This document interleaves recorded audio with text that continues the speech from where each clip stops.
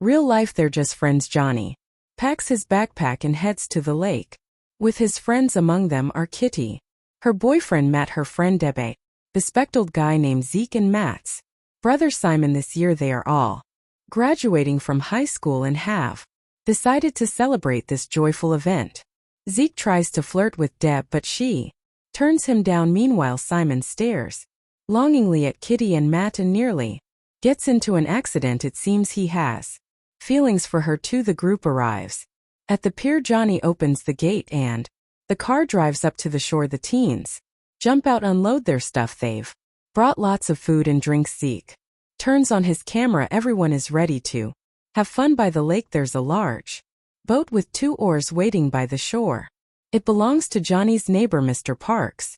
The teens carefully lower the boat into the water. It's not easy as it's quite heavy. Kitty notices there's no cell signal here. Johnny explains that this is Black Lake. Strange things often happen here. He gives Kitty a necklace and asks her to wear it, saying it's a protective charm, but Kitty refuses and gives the gift back. Johnny's neighbor, Mr. Parks, comes over. He used to be good friends with Johnny's grandfather. The old man asks Johnny to be very careful and not to go into the water under any circumstances. He says this lake must be treated with special respect.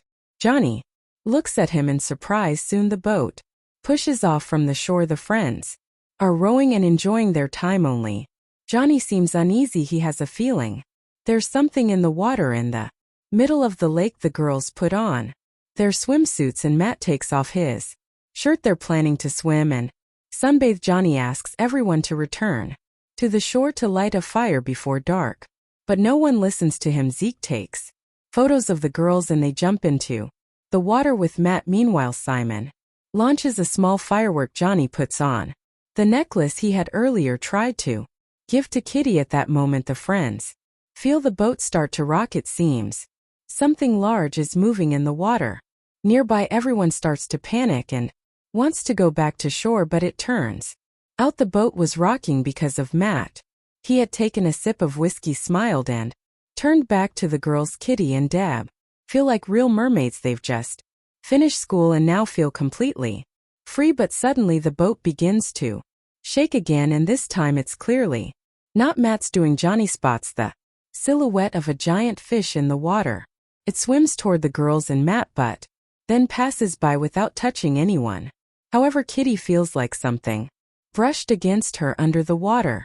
Kitty, Matt, and Deb climb back into the boat. Now everyone understands there's something in the lake. They start hitting the water with their oars, trying to see the mysterious creature. In the process, they lose one oar. The current carries it away. Deb reaches out for it, and at that moment a massive fish with sharp teeth appears nearby. It manages to bite her. Matt ties up Deb's arm using a belt and a few ropes. They need to reach the shore as fast as possible. Matt tries to grab the second oar, but the giant fish bites it in half. Deb loses consciousness. She has lost too much blood. The friends try to row toward the shore with the remaining oar. There's no cell service, so calling for help is impossible. The giant fish tries once again to overturn the boat and then breaks the last remaining oar. Simon falls overboard in the process, but the friends manage to pull him back.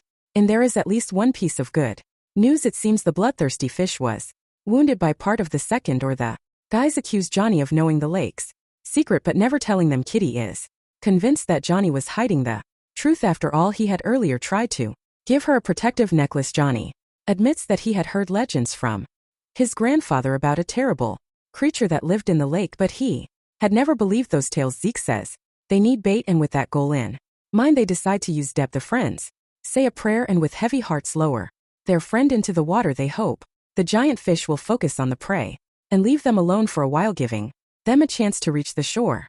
Unfortunately, the predator makes quick work of its target and soon starts pursuing the boat again. Matt uses the lid of a small cooler as a makeshift door, but the fish breaks that too. The teenagers throw all the food into the water, but the predator ignores the offering. They try paddling with their hands, but the boat barely moves. On top of that, it's slowly sinking, and they're forced to keep scooping water out constantly.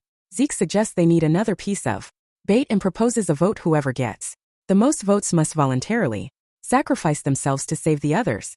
An argument breaks out. Everyone wants to survive. Some vote against Johnny, others Against Zeke, Johnny receives the most votes. He calls his friends traitors and jumps into the water. The predatory fish immediately goes after him. Johnny paddles with all his strength and soon disappears from sight. The others don't know what happened to him and continue paddling toward the shore. Kitty argues with Zeke, calling him a coward and a deceitful person. The giant fish returns to the boat. Once again, the boys find some leftover fireworks and firecrackers and try to scare the creature away. It works for a short while, but they soon run out of pyrotechnics and the fish comes back. Matt wants to throw Zeke overboard.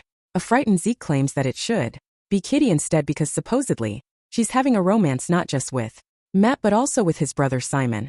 According to Zeke, he even has video proof. Matt and Simon explode with rage and throw Zeke overboard along with his camera, ignoring his cries and tears. Soon the giant fish appears and Zeke doesn't stand a chance. We see that Johnny has survived. He managed to reach the shore. The boy decides to go back for Kitty because he truly loves her. He notices a motorboat on the shore. Meanwhile, Matt reflects on Zeke's words. He realizes he no longer trusts Kitty. The brothers find Johnny's backpack in the boat. It turns out he had brought a small hatchet. Simon tries paddling with the cooler again, but the fish quickly breaks it, then bites off a chunk of the boat. Kitty grabs Johnny's hatchet and wounds the predator. They need to take advantage of this moment and get to the shore as fast as possible. Another boat appears on the lake. It's Johnny. He wants to save his friends. To do so, he needs to tow their boat. Johnny approaches and throws them a rope. Matt ties one end of it to their boat. Johnny starts the motor. The enormous fish appears again nearby and rams Johnny's boat. He begins to spin around along with the rope, which tightens around his neck. Kitty wants to cut it to save him, but Matt and Simon forbid her from doing so. The brothers try to pull Johnny's boat closer, but it capsizes. Yet another chance for salvation is lost forever. Matt and Simon notice that the fish is swimming up to Johnny, but for some unknown reason it doesn't touch him. Meanwhile, their own boat is taking on more and more water. Matt takes the hatchet and chops off a few boards to use them as makeshift paddles. They row toward the shore. Matt remembers Zeke's words again. He starts a scene of jealousy directed at Kitty and his brother. The girl's unfaithfulness worries him even more than the deadly fish. Matt proposes another vote. Someone has to be the next bait. Matt and Simon vote against each other. The brothers start arguing and then fighting right there on the boat. Kitty tries to stop the conflict, but it's no use in the end. Her vote must be the deciding one. After a short pause, Matt and Simon come to a conclusion. The greatest threat on the boat is not each other but Kitty. They believe that she is to blame for all the misfortunes and decide that there is no place for her among them. The brothers grab the girl and forcibly throw her overboard. Kitty tries to get back into the boat, but Simon and Matt don't let her climb back and left without support. The girl is forced to swim to shore on her own. Matt and Simon remain alone on the boat. Tension between them builds and soon they start another brutal fight. In the heat of the struggle, both brothers fall into the water. During the fall, Simon hits his head and sustains a serious injury. The smell of blood immediately attracts the predatory fish. Matt sees that his brother is in danger and decides to save him. He grabs Simon and begins dragging him toward the shore.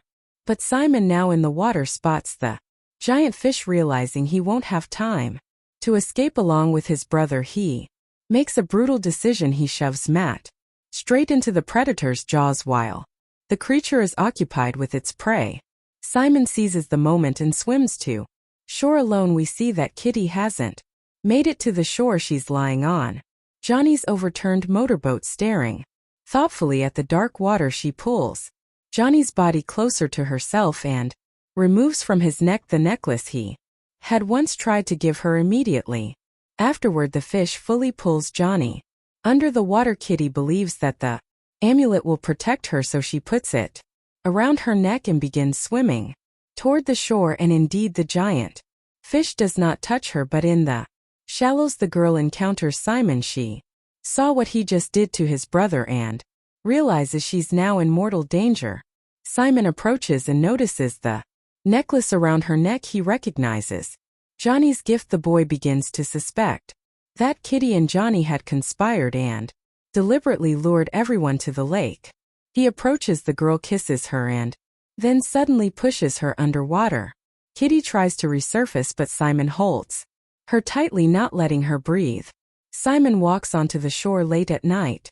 There he meets Mr. Parks, Johnny's elderly neighbor. The old man asks where the others are and learns that no one but Simon survived. Mr. Parks sadly says that Johnny was a good kid. Then he shows Simon a video camera, the same one that had earlier belonged to Zeke, but that's not all. The old man is holding a pistol and demands that Simon return to the lake immediately. Simon refuses and Mr. Parks pulls the trigger several times.